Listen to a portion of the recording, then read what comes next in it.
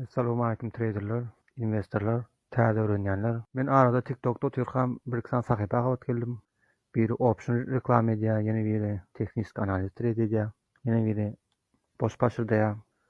Bularyň videolarynyň kommentarlaryna girdim. Şo videolaryň kommentarlaryna inserdim. Bizim türkmenleriň bu temada hata zat bilýänligini gözetirdim. Long short'un näme bilen oklar. Maňa o monetan seredip ber. Bu coin'i seyredip berip berenler var. Şoň üçin şu videonu çekmek istedim. Men aslında özüm smart money trade edýän, ICT smart money. Şu temada bu marketin nähili aýlanýanyny, nähili işleýänini hakynda bir iki tane video bilen düşündirmek isleýän kendal hemme zady hatda düşündirmegim istemok. Diňe fundament satlary düşündirýän bolmanda nemeleri öwrendim, nädip aýlanýany marketin. Näme şunu aşağı düştü, näme şunu ýokaryk çykdy. Näme etmek isleýär? Manipulasiýa nädip edýärler? Adamdan pullaryny alýarlar. Şu zatda kysgaça düşündirmek isleýän. Bu marketde men her iki trader gördüm. Indikator bilen trade edýänem bar, men kän gördüm. Trade edýän her kimiň özüniň strategiyasy bar. Hemme strateji işleýär berdi. 50-nji 60-njy ýyllaryň strategiýalar işleýär. Mysal üçin RSI, MACD indikatorlar, Bollinger bandy hemmesi işleýär ýerinde. Yerindedir işleýişi. Bir gün işlese 3 gün işlänok, 3 gün işlese 1 gün işlänok. Şolaya her zadyň özüniň ýeri bar. Her strategiýanyň. Hiç bir strategiýa 100% işländendir. Her strategiýanyň özüniň ýeri bar. Hemme ýerde işlänok. Şoň üçin traderler näme etmeli? Plusa gitseňiz hem minusa gitseňiz hem şonu bir şekilde kontrolni dowam etmeli. Bir minusa gidersiň, ertir plusa gidersiň, soň bir minusa gidersiň, plusa gidersiň diýmek isleýänim uzun wagtda, mysal üçin bir aýda ýa-da bir ýylyň dowamında şu plus minusyň sany gyzykly. Günüň soňunda ýa-da aýyň soňunda sen kalsaň plusum minusum, ýani plus minusyň hemmesini hasaplandy. Bugün utdum diýin utuldum däl. Soňun jemläňizde nähili bolmaly? Bir günde bilen däl, bir aýda ýa-da bir ýylda diýmek isleýänim şu mysal üçin diýär. Bu marketde million hissat aslında. Ýöne howruk maňytmy. Şoň üçin şu size iň esasly risk temasyny düşündirmek isleýän. Kassa nädip beretmeli? Kassa da puly. Men bu zatlary nollanýanlar üçin däl, birazjyk ýokary sewiýedäki traderler üçin düşündirmek isleýän. Nollanýanlar üçin mysal üçin günlük grafik, Bitcoin, futures her bir şem diýilmäge orsara şem ýa türklere mum ýa candle bar şuň her biri bir günüň dowamında näşe. Garaşy şolar ýaly fundament zatlary düşündirip wagtyny gidermek isleýän. Nollan gelip smart money trade etmek has kyn gidip bolmanda şu zatlary öwrenmeli. Şular näme time frame'ler näme? Bu trading view'un içindäki zatlar näme? Häzir bir gep sorak berer. Şu zatlar şutak nädip goşdum? Men o zatlary düşündirmek isleýän, men market düşündirmek isleýän. Şurada öň taýinlap goýan bir zadym bar. Şonu düşündirjek kysgaça. Mysal üçin grafik şutak gelende siziň giýjek toçkaňyz entry bolýar. Stop lossyňyz şu bolýar. Take profit, peýda al, TP. Şunu alýaňyz, şunda satýaňyz, peýda alýaňyz. Şuň aşağı şu ziýan edýäňiz.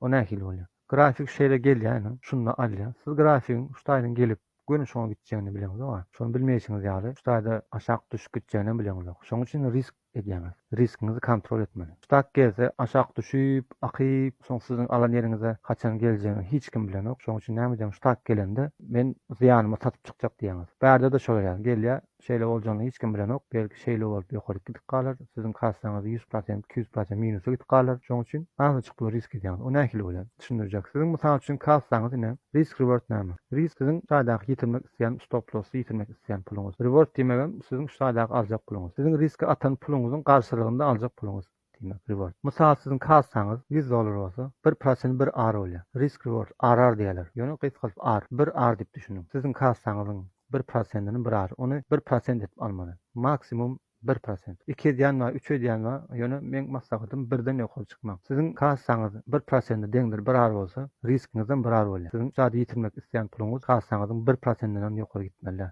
Geçmeli. Reward'unuz 3 olmalı. Sadece aljak pulunuzam şun 3 kat olmalı. Minimum 2 ya da 2,5 katı. Men 2,20, 2,30, 2,40'lara gelse yapyan bana yetik 2 kat. Yönü 3 ar almak bu aslında 1'e 3 olmalı. O näme üçin beýle olmaly? 1'e 1 olsa bolanok. Näme üçin bolanok? Siziň birinji atan tradinginiz minus 1 ar boldy. kassaňyz 1% birar, şaýda kassaňyzyň 1%-ini riske atdyňyz, olam stop boldy, minus birar boldyňyz. İkinji alan trade'iňiz ýene şeýle boldy, ýene minus birar boldy, prosentiňiz 1, deňdir birar, 1% ýene gitdi. Indi siziň opşy 2R boldy siziň minusyňyz. Ýene üçüncü trade'de plus 3 boldy. Şol TP boldy. Take profit boldy, 3 boldy. Bu 2R'ňyzyň üstüni yapdy, plus 1R'a geçirdi. Kassaňyz deňdir 1%, 1R. Bir almal däldiginiň manysy sebäbi şol. Şoň üçin ýa risk reward madama 1'e 3 bolmaly. Minimum 2 bolmaly. 2 kendir maslahat berilmeýär, 3 aslında. 1'e 3 bolmalygyny manysy sebäbi şol. Şu guran setapyňyz şoňa görä sazlamaly. Indi bunu näde bilýän? Düşündirjek. Şu taýda ine şu taýda riske atan bir R'ňyzyň 3.13 gaty eger TP bolsa deň awalya. 2.7, 2.19 ine. 1-1 bolmalylar, 1.5 bolmalylar bu risk az bolýar bolmaýar. Risk management bunu sazlanyk, risk management bunu hiç kim kabul etmeýär. 3 bolmaly, 2.5 bolmaly. Şonu özüňiz kontrol etmeli. Munda da 3.17 eken. 4 bolýar, 5 bolýar. Riske atan puluňyzyň 5 gaty. Onu näde kontrol edip bolýar? Şu setapyň içinde, şu tool'un içinde nastroyka giýýäňiz. Account size dip bir zat bar. Bu siziň kassaňyzyň içindäki pul ýa. Indi şunu mysal üçin şunu 1000 edeli. Mende 10.000 diýip durda. 1000 edeli. Bular mene siziň riske atan puluňyz. Men şunu prosentde görmek isleýän, men 0.5% ulanýan riskimi, kassamyň 0.5%-ini ulanýan. Ýani size bärde 1% diýip düşündirdim. Yani men 0.5 ulanýan. Muny istesiň dollarda goýun, $5, istesiň prosentde, men prosentde goýan. Şunu eger muny Bitcoin'de bolan üçin men şunu 10.000 edip goýaýyn, onu manysyny düşündiňiz, sebäbi bärde düşünýäňiz. Ýani 10.000 boldy. Mysal üçin kassaňyz $10.000, risk atýaňyz 0.5%. Şu taýda ýazgy bar. 0.005 almaly Bitcoin'in sany şu. Eger siz şu setapy almak isteseňiz we 0.005 ştuk Bitcoin alsaňyz we şeýle gelip stop bolsa, siziň kassaňyzdan gitjek minus taýda näme ýazam bolsaňyz şol, riskde nämeden bolsaňyz şol. Ve siziň risk nämedi? Bir R. Siziň bir R'ňyz 0.5%, şu stop bolsa 0.5%-ňyz gidýär. Eger bu ştak gerli we şeýle gitdi de beli TP bolsa, ştat 3.17 bolsa, siziň risk atanyňyz näçedi? 0.5-di. 0.5-iň 3 gaty. 1.5 bolýar. Siziň kassaňyz 1.5 bolýar. Plus 1.5-da. Şu setapy gurduňyz, birinjiňizde minus boldy diýeli. 0.5-iňiz 1 gitdi. İkincide de ýene minus boldy, ýene 0.5%-ňyz gitdi. Emma üçüncü 3R plus bolsa, öňkü 2 minus 2 R'ňyz, ýagny minus 2'dek 0.0'ın 1%'ınız minus olsa yine 0.5% plus bolýar. Bu 1% bolup düşündürýän üçin bäni 1%. Onu Binance'ın içinde şey düzýär. Summa yerine kaplarına BTC ýazar bolar. Şol sizde USDT durandyr. Şonu dollarda däldi BTC'de goýaňyz. Şo tak näçe Bitcoin almaly bolsa, şonu ýazýaňyz. Aşağıda da TP var. Yine bu olsa TP stop loss take profit yerine take profit summaňyzy ýazýaňyz, stop loss ýerine stop loss summaňy ýazýaňyz. Long mu short mu haýsym bolsa basýaňyz. X-niň hiç gel tapagy ýok. Ýokurdaky X-lar var. 20x bolsun, 100x bolsun hiç gel tapagy ýok. Näçe Bitcoin almaly bolsa, şonu isteseňiz 10x alyň, isteseňiz 100x alyň tapagy ýok. Bary stop bolsaňyz sizden gitjek pul 0.5%dir, ýani 1%. Araňyz näçe bolsa, şo gidýändir.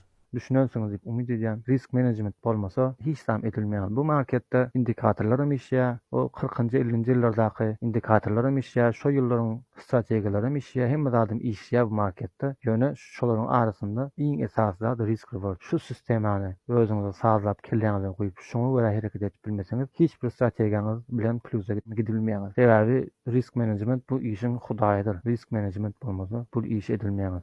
Düşünönsüňiz diýip umyt edýän serap bolan puluňyzy gidirmäň, riskiňizi 1%-den ýokary çekmäň, araňyz 1% bolsun, ondan kam bolmasyn. Hemmäňize udaçy.